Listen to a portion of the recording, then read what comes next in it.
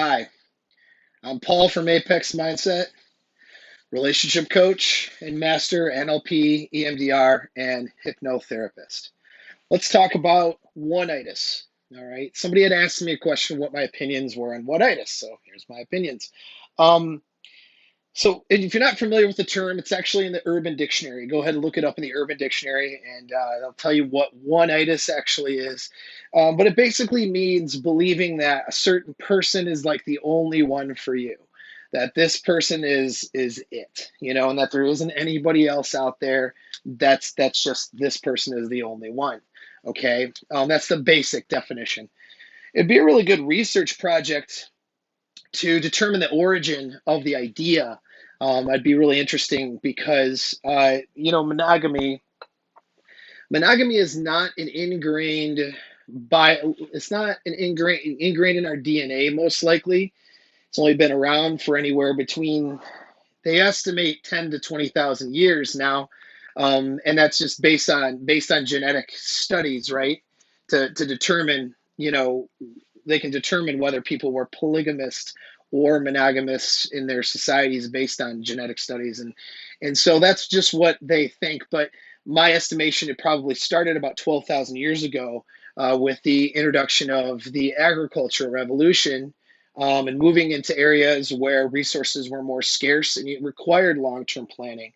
So not to go too into it, but basically the nutshell of it is it is more ingrained in our DNA to be polyamorous in one way, shape, or form, usually male-dominated polyamorism versus monogamous. Now, I'm not saying don't be monogamous. I'm not saying monogamy is bad. I'm not saying there's a ton of advantages to being monogamous. So it's not a morality or judgment call. But how are we going to sell monogamy, right? To both guys so they can continue to be resource providers, you know what I mean? And be that plow horse beta male for some chick, and sell it to women so that they don't just sleep around, right? Like in when and so how can we sell this idea? What societal values are we going to have to create? And so I imagine the idea originated then, that you become soulmates. I wonder how old the term soulmate is. It'd just be a really good research topic to see when we culturally decided to rationalize this idea. But the basic idea, which is a false idea, right, is that there's only one person out there for you, and that's it. Like somehow it's predestined.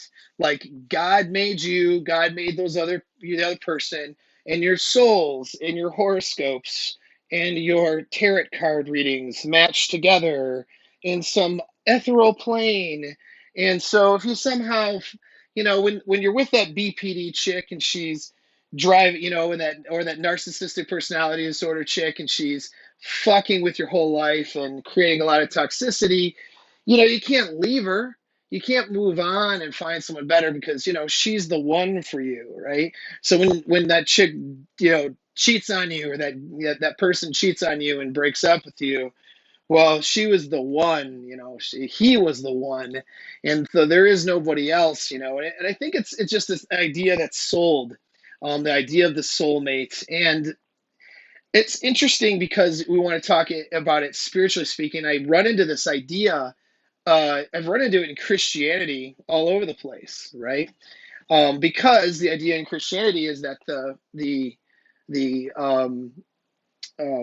what you call it, the ceremony, or yeah, it's not the word, the covenant of marriage, okay, to become one, right, according to the Bible. So it's this idea that two people are meant, that turns into this idea that you're predestined to be with this other person.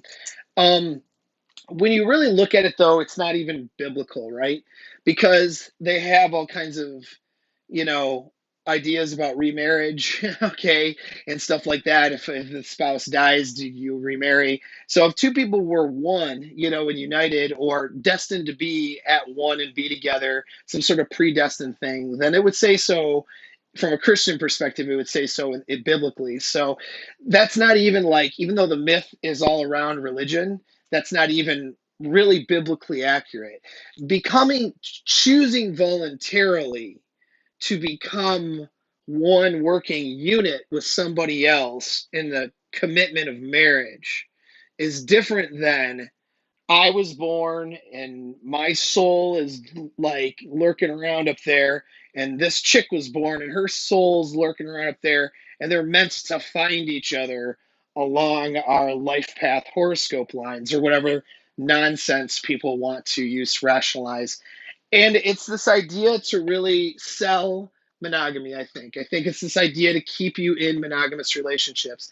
And now that we're in a gynocentric culture, right? All right, so everything has to appease the women.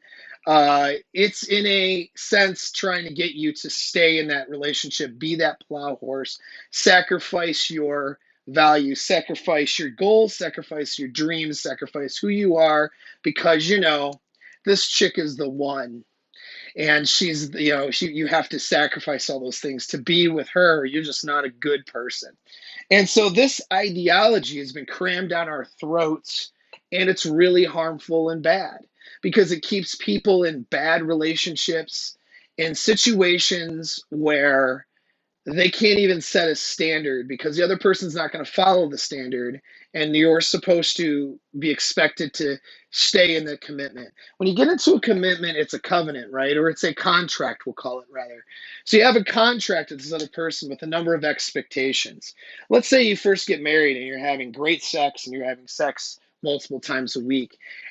You're not in that contract expecting sex now to drop off to once every 2 months. You see what I'm saying? Like, that is a breach of the contract, all right?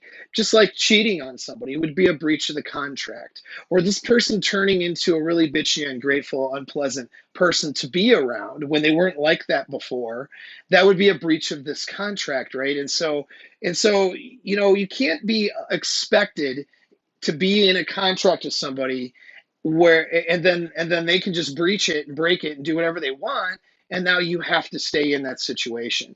So I think that we had to ideologically sell this idea in our gynocentric culture, this idea of the one, so that people will stick around in these miserable prisons that they've created for themselves.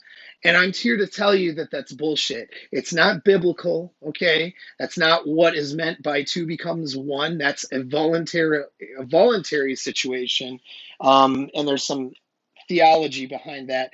That's not the same as two people being created, and therefore, even if this person treats you terribly and isn't abiding by any of the standards that you have for yourself and for the relationship, that you're supposed to stick with it because she's your soulmate, she's the one.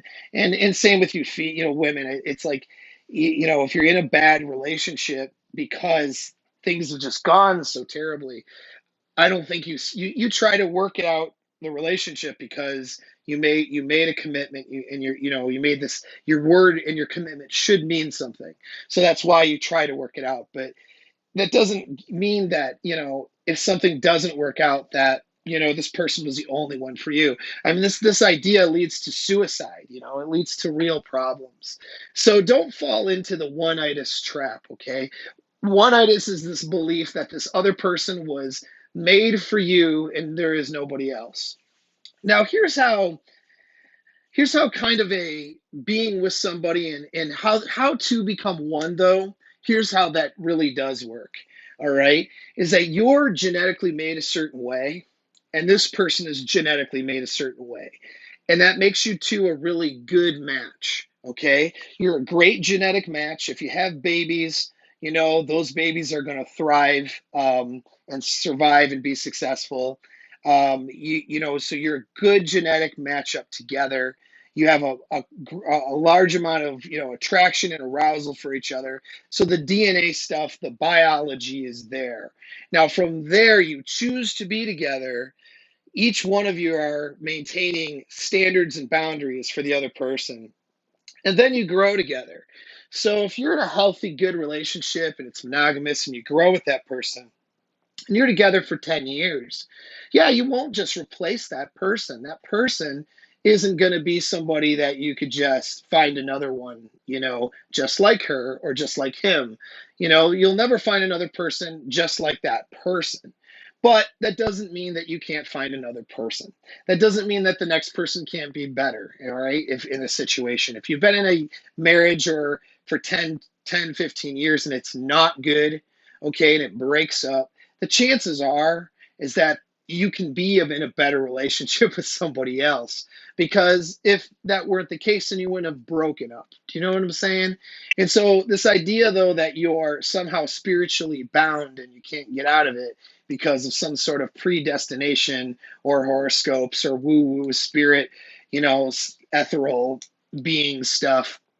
That's the myth stuff that ends up being harmful and dangerous. It causes people to accept things in their relationships and accept things from other people that they should never accept. So that's oneitis. That's my take on oneitis. Don't have it, don't do it. Okay. And it's a myth. There is nobody that's just out there just for you. Okay, there's people that are great matches for you that you can grow with. All right, there's a difference between that and the myth. So hopefully that answers that question.